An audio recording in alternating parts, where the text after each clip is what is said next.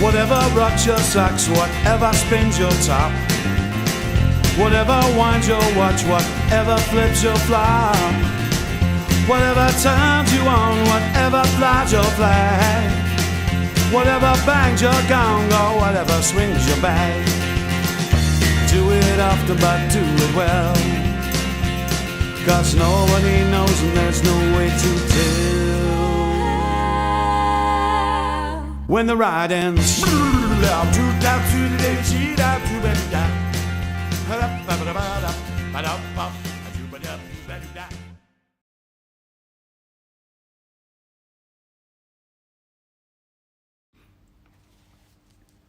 Poet and Peasant by John Cadet.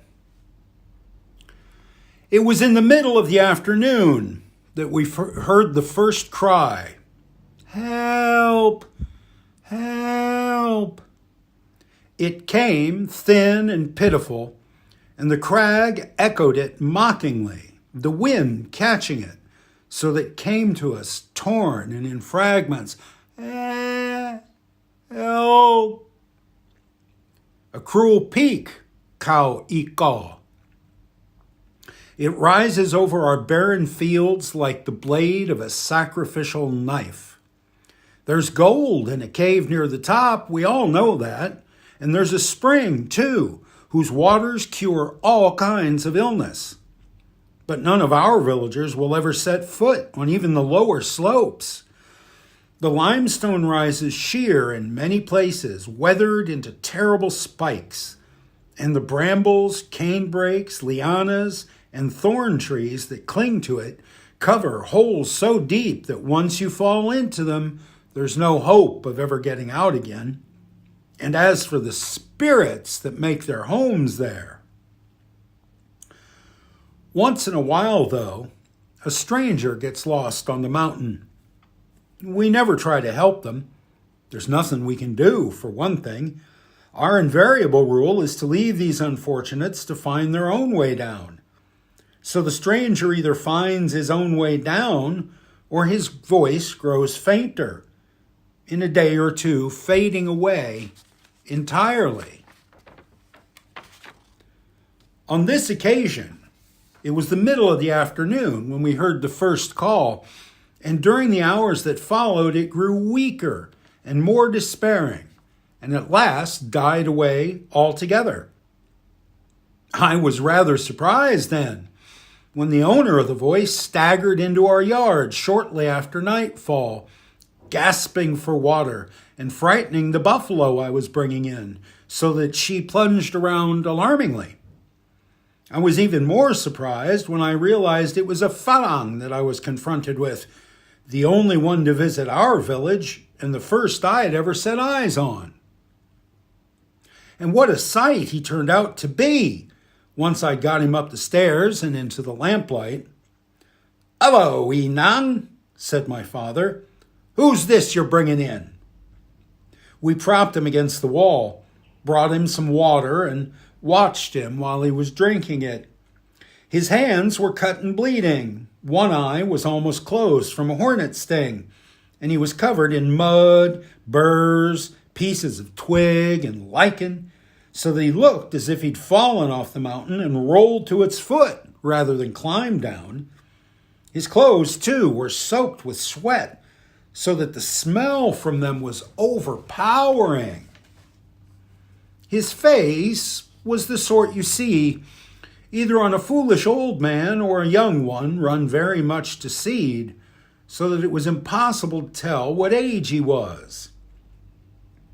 "Inang," Father said apprehensively, "are you sure this isn't a hungry ghost from off the mountainside? You know how many there are up there." Before I could answer, our guest got to his feet and did a little dance on tottery legs.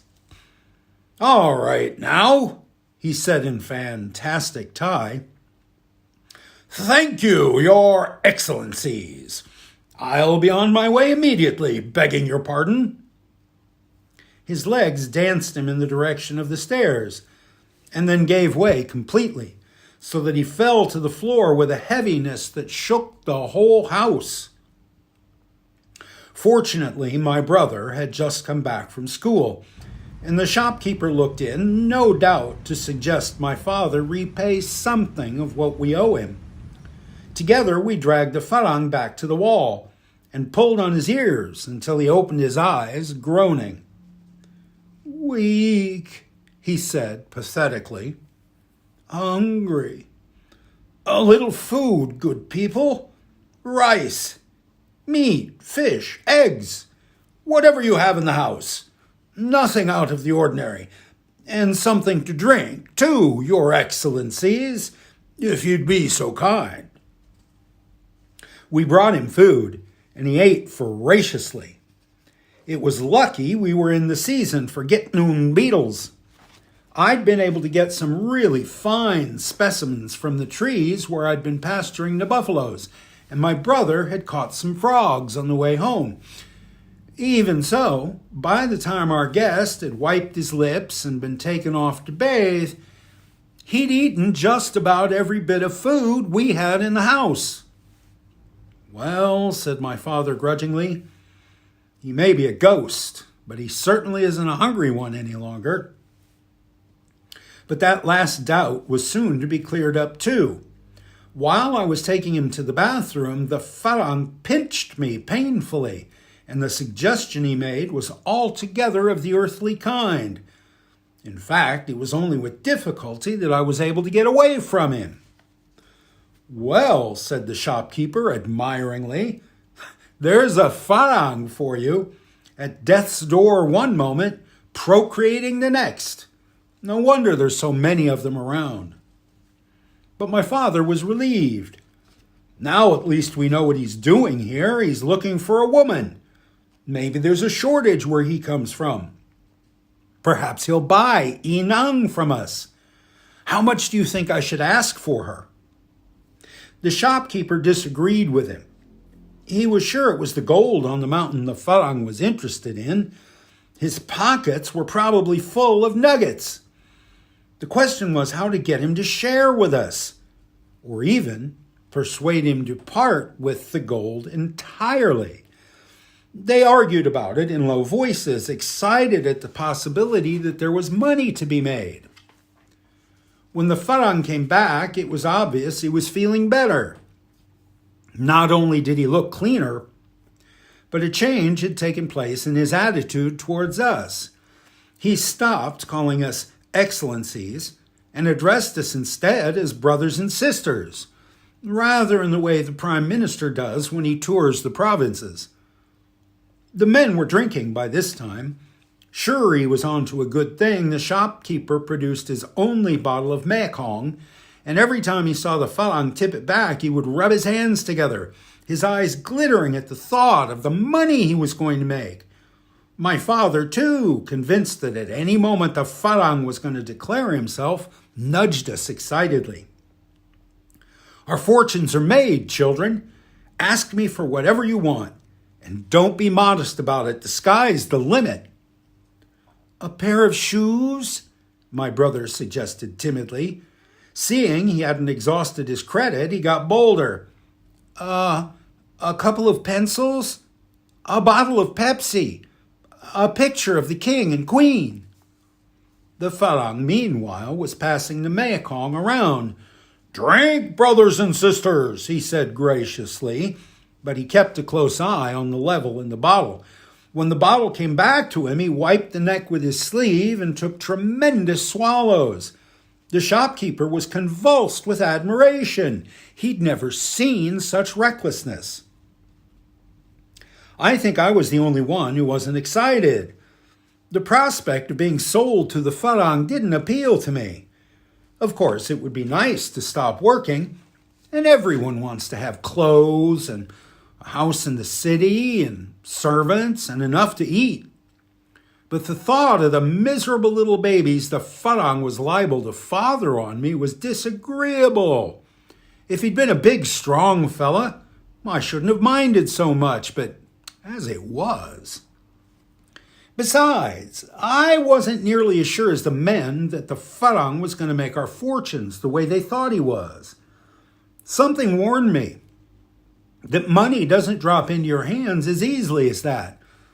And what happened later proved how right I was to be doubtful. At the time, though, I supposed I was being pessimistic because my stomach was growling. I've often noticed how hard it is to look on the bright side when you're hungry. At first, the men were delicacy itself, the way they prompted the farang. "Nice bit of gold we've got on the mountain," the shopkeeper said casually. "Once you've found it, though, the problem is who's going to help you get it down. You've got to have partners." And my father remarked, "It's no life being without a woman. You need someone young, strong, hardworking, and trustworthy beside you, like Inang here." But the farang wasn't listening.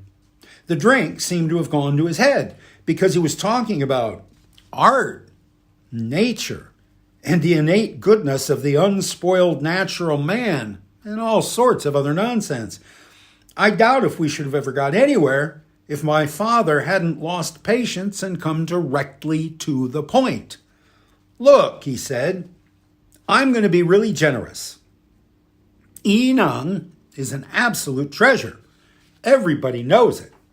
But I'm going to let you have her for 500 baht. And for that, you get her clothes as well. I can't go lower." And the shopkeeper, not to be outdone, said, "I'll go half shares with you in the gold mine. You put up the capital, I provide the labor, all profits evenly divided. I can't say fairer than that, now can I?" But it was obvious the farang didn't know what they were talking about. He looked at them in complete bewilderment, and when they put it even more plainly, he flushed and swelled like an injured turkey cock, so that I thought he was going to burst with indignation. At first, he was at a loss for words, but eventually he was able to get out quite a little speech, which, with all the grammatical and tonal errors corrected, went something like this. "My dear good peasants, you misunderstand me completely. My name is Frisbee Bland, and I'm a poet, a litterateur. I write for the papers and magazines, and the subject is the life of the countryman, his obscure triumphs and petty humiliations. I thought everyone was familiar with my name and work, and certainly few townspeople haven't been moved and, I hope, edified by the stories I write. Only last week I killed off a flower-like country girl, and she died so pathetically and with such gratitude to me, I always play a leading role in my own work, that my readers wrote in scores begging me to revive her so that I could repeat the performance. I tell you this so that you may see how mistaken you are in supposing me to be interested in the gross and material. On the contrary, my concerns are all spiritual, my yearnings entirely fixed on the ineffable.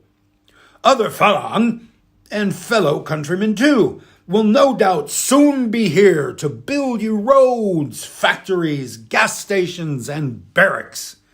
But my purposes in coming are entirely different. Why should I stroll on your shabby mountains except to be at one with nature? And for what reason should I consort with rough beings like your good self, except to share with you some of my own sensibility and refinement of soul? Because these are the two poles of my life, my twin aspirations, to give myself to my fellow beings and return to the bosom of nature. And I venture to predict that when eventually I am gathered to the all-bountiful, the words chosen to adorn my simple memorial will be, "Nature and man were Frisbee's pleasure. He gave to both in equal measure." He seemed to be deeply moved by these words, and a little tired, because when he had drunk off the last of the Mekong, he leaned back on his elbow, and his speech became noticeably less distinct. "As for money," he said thickly, "I live on nectar, ambrosia. I flit from flower to flower. Never come out with the stuff. Never touch it." He fell onto his back at this point and began to snore. But just as suddenly he started up again. "If there's anything I can do for you, if there's anything you need..." But he was snoring again before he could finish the sentence. This was blow, and no mistake. The men could hardly take it in. The shopkeeper went through the Farang's pockets, but all he found was a dead leaf and a return rail ticket to the city. We turned the lamp low to save oil and discussed what we should do. My brother, who thinks nothing but his stomach, suggested we cook the best of the visitor and salt what was left. But it was necessary only to glance at the sleeping figure to see there was little real meat on the bones, and that of very poor quality. The shopkeeper thought we should get some use out of him by putting him in harness, but it was doubtful he would have survived long on grass, and besides, the buffaloes wouldn't have worked with him. Eventually, after a great deal of discussion, it was my idea that was adopted. "She's a treasure, that girl," my father said. "She'll make our fortunes yet." Shortly after the bell had tolled for midnight, we straightened the Farang out, and while the others held his arms and legs, I put a pillow over his head and sat on it. Afterwards, we buried him in the kitchen garden, the full moon rising over the blade of Kau Iko like a round face watching us. So now he's one with nature, just as he wanted to be, and helping us peasants the only way he can.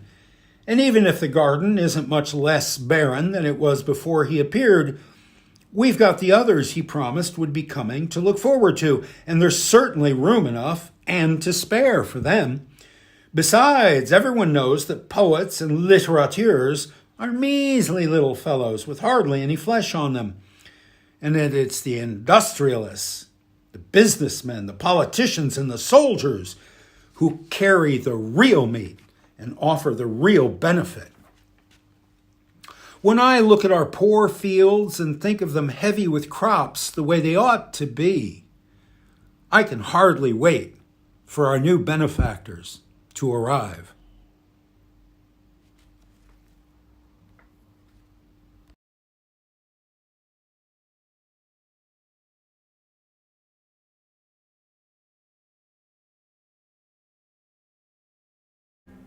Whatever rocks your socks, whatever spins your top, whatever winds your watch, whatever flips your flop, whatever turns you on, whatever flies your flag, whatever bangs your gong, or whatever swings your bag.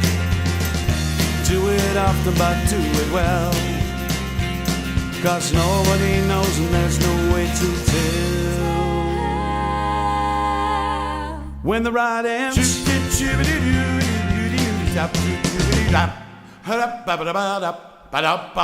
Enough of this nonsense.